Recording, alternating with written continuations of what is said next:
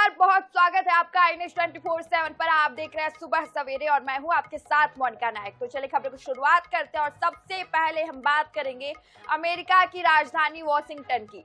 Washington में उस वक्त हड़कंप मच गया जब व्हाइट हाउस कॉरेस्पोंडेंट्स डिनर के दौरान गोलियों की आवाज सुनाई दी। वॉशिंगटन हिल्टन होटल में आयोजित इस हाई प्रोफाइल कार्यक्रम में राष्ट्रपति डोनाल्ड ट्रंप मौजूद थे। जैसे ही बॉलरूम के ठीक ऊपर वाले कमरे में फायरिंग हुई, सीक्रेट सर्विस के जवानों ने तुरंत राष्ट्रपति ट्रंप को मंच से सुरक्षित बाहर निकाला। फायरिंग की आवाज सुनते ही होटल में अफरा तफरी मच गई और पत्रकारों और मेहमानों को जान बचाने के लिए मेजों के नीचे छिपना पड़ा। सुरक्षा एजेंसियों ने त्वरित कार्रवाई करते हुए होटल को खाली कराया और संदिग्ध हमलावर को मौके पर पकड़ लिया गया है। संदिग्ध का नाम पोल थॉमस एलन बताया जा रहा है, जो अमेरिका के कैलिफोर्निया का रहने वाला बताया जा रहा है। वहीं इस मामले में राष्ट्रपति डोनाल्ड ट्रंप का भी बयान सामने आया है। ट्रंप का कहना है कि हमलावर के पास कई हथियार थे। हमले की पूरी जांच की जाएगी। इन हमलों से मैं रुकने वाला नहीं हूँ। तो हाई प्रोफाइल कार्यक्रम में राष्ट्रपति डोनाल्ड ट्रंप मौजूद थे। सीक्रेट सर्विस के जवानों ने तुरंत ट्रंप को मंच से बाहर निकाला। व्हाइट हाउस कॉरेस्पोंडेंट्स डिनर के दौरान गोलियां चली। हिल्टन होटल में ये पूरा कार्यक्रम आयोजित था, जहां हाई प्रोफाइल कार्यक्रम में ट्रंप भी मौजूद थे और इस दौरान फायरिंग हुई। फिलहाल ट्रंप सहित सभी मेहमानों को सुरक्षित बाहर निकाल लिया गया और एक संदिग्ध भी गिरफ्तार किया गया है।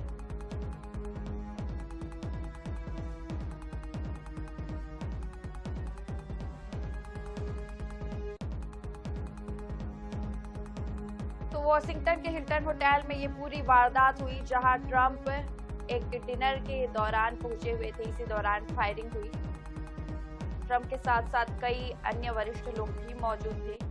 जिस सभी को सुरक्षित बाहर निकाल लिया गया। फायरिंग हुई। फायरिंग के दौरान एक संदिग्ध आरोपी को भी गिरफ्तार किया गया है।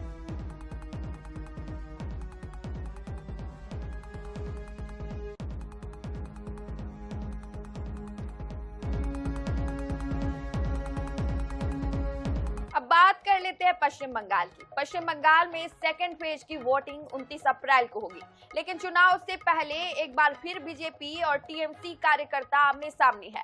दरअसल रविवार को भाजपा सांसद रवि किशन ने हावड़ा में बीजेपी कैंडिडेट उमेश राय के समर्थन में रोड शो निकाला। इस दौरान कुछ टीएमसी समर्थक रोड शो में घुस गए और भाजपा समर्थकों से जमकर बहस हुई। हालांकि रवि किशन ने गाड़ी से अनाउंस किया कि कोई भी लड़ाई नहीं करेगा, सब लोग आगे बढ़े। वहीं पीएम मोदी ने बनगांव में रैली की। इस दौरान उन्होंने कहा कि पहले फेज के मतदान में टीएमसी का घमंड टूट चुका है। दूसरे चरण में भाजपा की जीत तय होती दिख रही है। तो बीजेपी के रोड शो में टीएमसी के कार्यकर्ता घुस गए। बीजेपी के रोड शो में ये हंगामा हुआ। टीएमसी कार्यकर्ता घुस गए और उन्होंने हंगामा किया।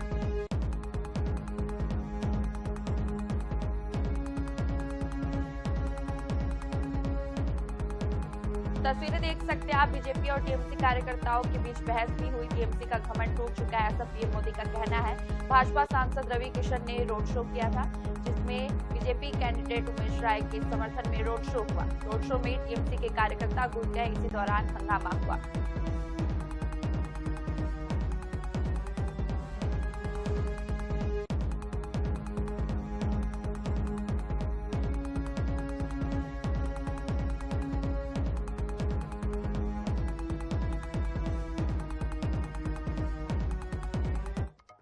अब रुक कर लेते हैं दिल्ली की खबर की ओर। राजधानी दिल्ली के इंदिरा गांधी अंतर्राष्ट्रीय हवाई अड्डे पर बड़ा हादसा टल गया।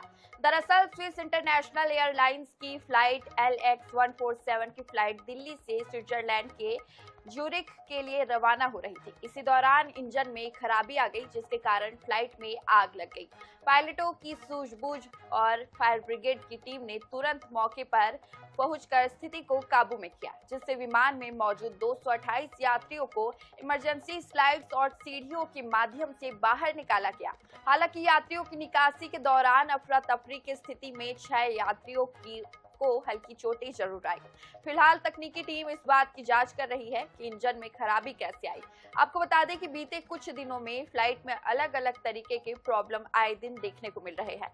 हाल ही में हैदराबाद से हुबली जा रही फ्लाइट 91 एयरलाइंस की उड़ान में 19 अप्रैल को खराब मौसम के कारण करीब 4 घंटे तक दहशत का माहौल रहा। विमान को बेंगलुरु की ओर मोड़ दिया गया। इस दौरान विमान में बैठे यात्रियों के वीडियो वायरल हुए थे जिसमें उन्हें डर से रोते और हाथ जोड़कर प्रार्थना करते देखा गया था। ऐसे में लगातार ऐसी घटनाओं ने एयरपोर्ट सुरक्षा और विमानन व्यवस्था पर सवाल खड़े कर रहे हैं। तो तस्वीरें देख सकते हैं आप, विमान में मौजूद 228 यात्रियों को सुरक्षित बाहर निकाला गया। फिर एक बार फ्लाइट में डर का माहौल बन गया। टेक ऑफ के दौरान स्विस प्लेन का इंजन फेल हो गया। फ्लाइट में आग लग गई। इंजन में खराबी आने से हादसे में 6 लोग घायल भी हुए हैं। वहीं 228 यात्रियों को सुरक्षित बाहर निकाल लिया गया है। टेक ऑफ के दौरान स्विस प्लेन का इंजन फेल हो गया, जिस दौरान ये पूरी घटना घटित हुई।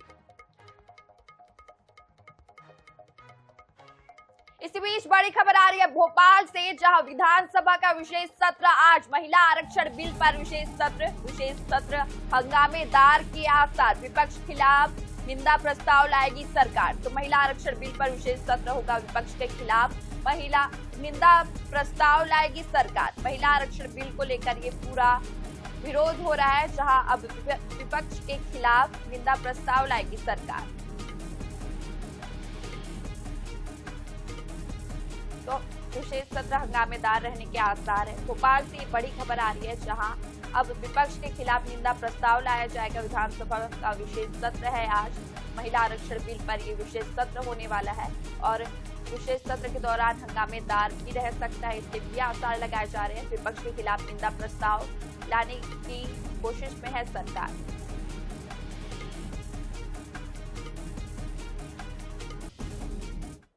वहीं मध्य प्रदेश विधानसभा का विशेष सत्र आज होगा। सदन में पहली बार संसद से पारित नहीं होने वाले बिल पर मध्य प्रदेश विधानसभा के इस विशेष सत्र में नारी शक्ति वंदन बिल को लेकर विस्तृत चर्चा होगी।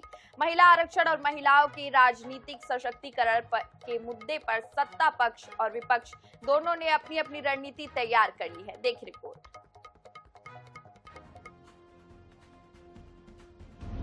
सरकार का सदन में महिला आरक्षण से जुड़ा लाया गया 131वां संविधान संशोधन बिल सदन में पारित नहीं हो सका। इसके बाद मध्य प्रदेश समेत देश में नारी शक्ति को लेकर सियासत गर्मा गई। अब इस मुद्दे को लेकर मध्य प्रदेश विधानसभा में एक दिन का विशेष सत्र बुलाया गया है। सोमवार को इस मुद्दे पर बीजेपी और कांग्रेस आमने सामने होंगे। भाजपा ने कांग्रेस समेत विपक्ष को नारी शक्ति का विरोधी बताते हुए आरक्षण लागू नहीं करने की बात कही।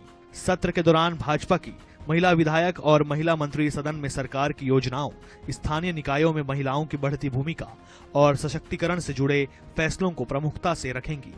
हमारी सरकार समर्थन देती है और माननीय मोदी जी को हमारे इस भाव के आधार पर कि उनका बहुत अच्छा निर्णय था, लेकिन कांग्रेस और उनके लोगों ने जो हालत की है वो सबके बीच पहुंचाने के लिए हम जनता में भी और विधानसभा में भी जब तक उनकी बहनों का हक उनको नहीं मिल जाए तब तक हम ये संघर्ष जारी रखेंगे और हमारा आत्मबल मजबूत है।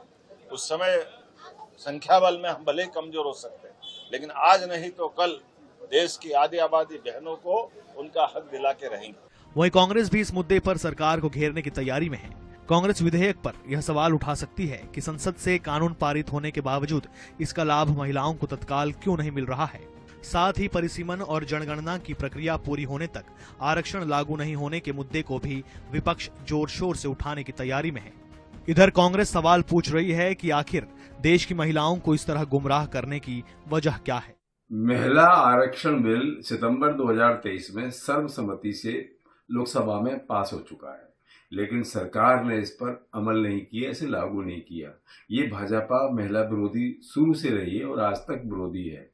ये महिलाओं के सम्मान को हमेशा ठेस पहुंचाती है। मध्य प्रदेश की बात करें तो बड़ी बड़ी अधिकारियों को भाजपा के नेता जिंदा गाड़ देने की धमकी देते हैं और सरकार चुप बैठी रहती है।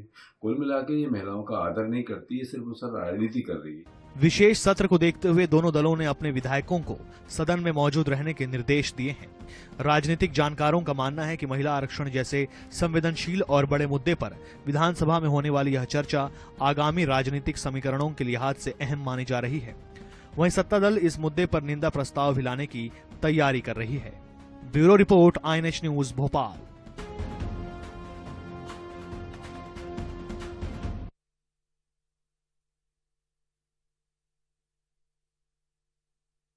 किया है। ईडी के खुलासे में ये तथ्य सामने आया है कि नक्सली गतिविधियों और धर्मांतरण के लिए विदेश से आने वाले पैसों का उपयोग किया जा रहा था। इस खुलासे ने विदेशी फंडिंग को लेकर चिंता तो बढ़ा ही दी है, अब इस मसले पर सियासत भी तेज हो गई है। देखिए रिपोर्ट। छत्तीसगढ़ में ईडी की कार्रवाई एक बार फिर चर्चा में है। इस बार ईडी ने किसी रसूखदार या सियासी चेहरे के घर दबिश नहीं दी, बल्कि नक्सली गतिविधि में विदेशी फंडिंग का खुलासा किया है। ईडी की जांच में ये तथ्य सामने आया कि धमतरी और बस्तर में 6.5 करोड़ से ज्यादा की राशि की निकासी हुई है। ये रकम अमेरिका से जुड़े विदेशी डेबिट कार्ड भारत लाकर अलग अलग राज्यों में ATM से बार बार निकाली गई। जांच में ये भी सामने आया कि नवंबर 2025 से अप्रैल 2026 के बीच ऐसे कार्ड्स के जरिए करीब 95 करोड़ रुपए भारत में ट्रांसफर किए गए। जांच एजेंसी का मानना है कि नक्सल प्रभावित इलाकों में नेटवर्क खड़ा करने के लिए इस राशि का इस्तेमाल किया जा रहा था। संभव है कि नक्सल गतिविधियों के साथ धर्मांतरण जैसी गतिविधियों को बढ़ाने के लिए भी राशि का उपयोग किया गया हो। यही वजह है कि इसे ईडी ने बेहद गंभीरता से लिया है। दूसरी ओर इसे लेकर अब सियासत भी तेज हो गई है। भाजपा ने कांग्रेस पर निशाना साधते हुए कांग्रेस और नक्सलियों के बीच साठगांठ बताया है। भाजपा ने ईडी को जांच नहीं करने देने के लिए भी कांग्रेस को जिम्मेदार ठहराया। भाजपा सांसद संतोष पांडे का कहना है कि नक्सलवाद और धर्मांतरण रोकने का काम भाजपा की सरकारों ने किया है। उनका आरोप है कि कांग्रेस नक्सलियों के साथ खड़ी रही, इसलिए राज्य में ईडी का रोका छेका कर रहा था। वहीं दूसरी ओर कांग्रेस ने पलटवार किया है। इस प्रकार से फॉरेन फंडिंग और जो आया है उसमें यहाँ के सुरजूराम टेकाम से लेकर के किन किन लोगों को दिल्ली JNU भेजने का काम उन्होंने किया, वहाँ कॉन्फ्रेंस में कब कब वे भाग लिए। ये सिद्ध होता है कि कांग्रेस पार्टी इसीलिए यहाँ ईडी से बचते रहे और जितने भी प्रकार के इस प्रदेश में हमारे वनवासी क्षेत्र में आदिवासियों के बीच में भिन्न भिन्न प्रकार की गतिविधियां फॉरेन फंडिंग से चलती रही, जिसका विरोध भारतीय जनता पार्टी हमेशा से करते आया है। ये मामला तो 2025 का है। 2025 में भारतीय जनता पार्टी की सरकार है, राज्य में भी भारतीय जनता पार्टी की सरकार है, केंद्र में भी भारतीय जनता पार्टी की सरकार है। तो फिर विदेशी फंडिंग यहां कैसे आया, यह सबसे बड़ा सवाल है। तो ये डबल इंजन की सरकार क्या कर रही है, क्या कर रही थी अभी तक? मतलब कुल मिलाकर ये विदेशी फंडिंग के नाम से ये सिर्फ राजनीति कर रही है और कहीं ना कहीं छत्तीसगढ़ की आम जनता को गुमराह करने का काम कर रही है। उनके पास ईडी है, CBI है, जांच करा ले, कौन रोका है? छत्तीसगढ़ में नक्सलवाद के खात्मे के बाद ईडी के खुलासों ने नक्सल गतिविधियों को लेकर चिंता बढ़ा दी है। इस मामले में आरोप प्रत्यारोप और सियासत तो तेज हो ही गई है, लेकिन अब निगाहें इस बात पर है कि आगे क्या खुलासे होते हैं और जो तथ्य सामने आए हैं उसकी जांच की आंच किस पर तेज होती है। गौरव शर्मा, INH 24/7 रायपुर। वहीं नर्मदापुरम में स्वास्थ्य विभाग की हालत क्या है, इसका अंदाजा पिपरिया सिविल अस्पताल से लगाया जा सकता है, जहां एक OT अटेंडर ने ही महिला का ऑपरेशन कर दिया। आरोप है कि OT अटेंडर बरसाती लाल मांझी ने महिला के गांठ का खुद ही ऑपरेशन कर डाला। इसके अलावा उसने महिला को 7 से 8 बार अस्पताल भी बुलाया और हर बार ड्रेसिंग के नाम पर 1000 से 1500 रुपए वसूल लिए। मामले का खुलासा तब हुआ जब आशा कार्यकर्ता महिला के घर पहुंची।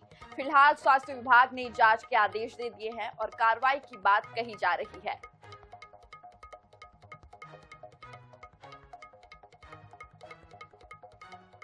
तो ड्रेसिंग के नाम पर महिला से वसूली की गई। स्वास्थ्य विभाग ने अब जांच के आदेश दे दिए हैं। सर्जन OT अटेंडर ही सर्जन बन गया और महिला की गांठ का ऑपरेशन किया।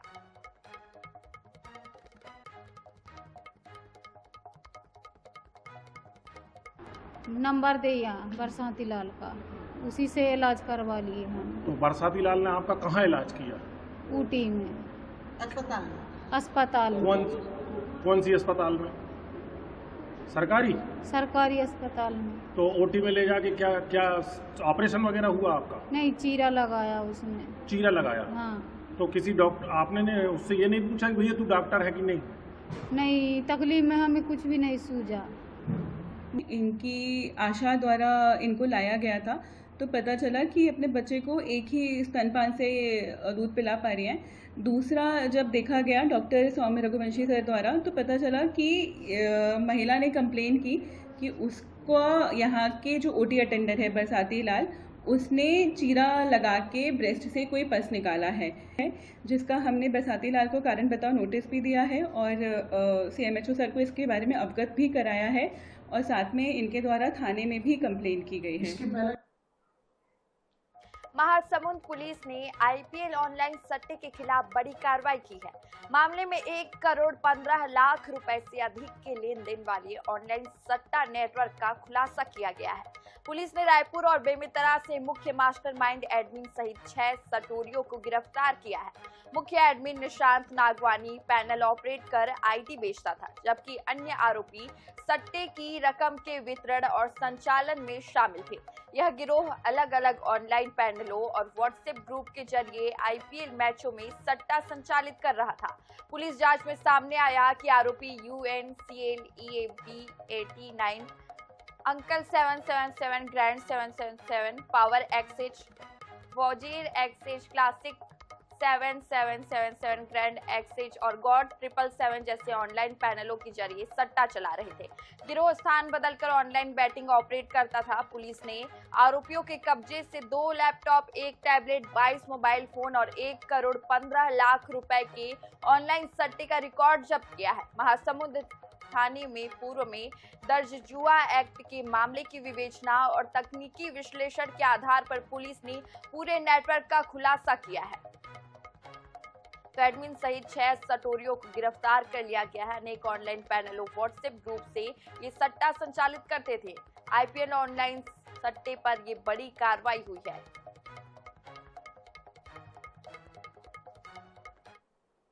ऑनलाइन IPL सट्टा के 5 पैनल के अंतर्गत 10 मास्टर लॉगिन जो रखने वाले सटोरिये हैं उनकी हमारे द्वारा पहचान की गई है और जो मुख्य मास्टरमाइंड के अलावा के सहित 6 जो सटोरिया गिरफ्तार हुए हैं वो हमारे द्वारा रायपुर और बेमेतरा से गिरफ्तारी की गई है।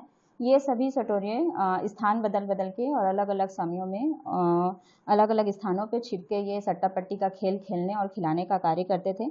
इनके द्वारा ऑनलाइन पैनल जैसे कि uncle 777.com, uncle बैट9, grand 777.com, powerx.com इस प्रकार के ये पैनल को संचालित करते थे और उस पैनल के माध्यम से खेलने एवं खिलाने का कार्य करते थे।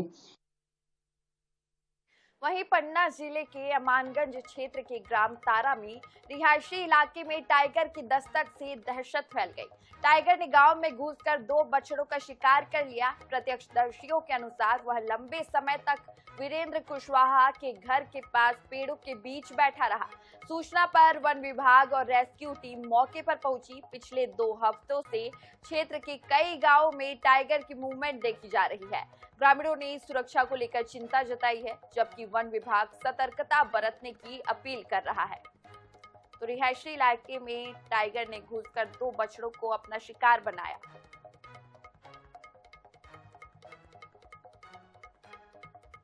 तस्वीरें देख सकते हैं आप। बाघ के लगातार मूवमेंट से ग्रामीणों में दहशत फैल गई। पन्ना के गांव में टाइगर की दहशत देखने को मिली। रिहायशी इलाके में 2 बछड़ों का शिकार किया टाइगर ने। ग्राम तारा में वन्य जीवों का खौफ बना हुआ है। वहीं बस्तर की धरती से एक ऐसी आवाज उभरी है जिसे सुनकर आप भी चौंक जाएंगे, क्योंकि ये आवाज किसी आम शख्स की नहीं बल्कि प्रधानमंत्री नरेंद्र मोदी की है। कांकेर जिले के पखांजूर के रहने वाले सीमित दास ऐसी मिमिक्री करते हैं कि सुनने वाला भी दंग रह जाए। आवाज, लहजा, ठहराव सब कुछ प्रधानमंत्री जैसा। सुमित दास बताते हैं कि 2014 से प्रधानमंत्री के भाषण सुनते आ रहे हैं और 2015 से आवाज की नकल शुरू की। आज हाल ये है कि उनकी आवाज लोगों को असली और नकली के फर्क में उलझा देती है। सिर्फ मंचों तक नहीं, मध्य प्रदेश, छत्तीसगढ़ और चुनावी राज्यों में भी पीएम की आवाज में रिकॉर्डिंग कर जनता तक संदेश पहुंचा रहे हैं। सुमित दास सिर्फ एक मिमिक्री आर्टिस्ट नहीं, बल्कि प्रधानमंत्री से प्रेरित एक ऐसे कलाकार है जो अपनी कला से अलग पहचान बना रहे हैं। ये देश दुनिया देखेगा। आप सभी ने देखा होगा कि वर्तमान समय में बंगाल में कैसा माहौल है। कुछ लोगों को पीड़ा हो रही है कि झालमुड़ी खाने क्यों चले गए थे। ऐसी पीड़ा एक झालमुड़ी से अगर होता है तो अभी चुनाव रिजल्ट तो आने वाला है, फिर कितनी पीड़ा होगी ये देश दुनिया देखेगा। आप जैसे ही 2014 में मोदी जी अपने प्रधान सेवक के रूप में चुन करके आए और उसके बाद निरंतर उनको देखा, उनकी कार्यशैली सब देखते हुए फिर धीरे धीरे उनके आदर्शों को भी मैंने कॉपी करना शुरू किया कि मुझे ऐसे ही जो है समाज के लिए करना है। और फिर धीरे धीरे पता नहीं उनका फिर आवाज भी आता गया, तो फिर मैं 2015 से जो है उनको कॉपी करने लगा। तो करता रहता हूँ मित्रों के बीच में, ऐसा बाहर तो बहुत कम हुआ, फिर कभी बीच में कुछ समय से थोड़ा यहाँ हुआ मंचों में। तो फिलहाल इस बुलेटिन में इतना ही, रुकते हैं एक छोटे से ब्रेक के लिए, चल लौटेंगे।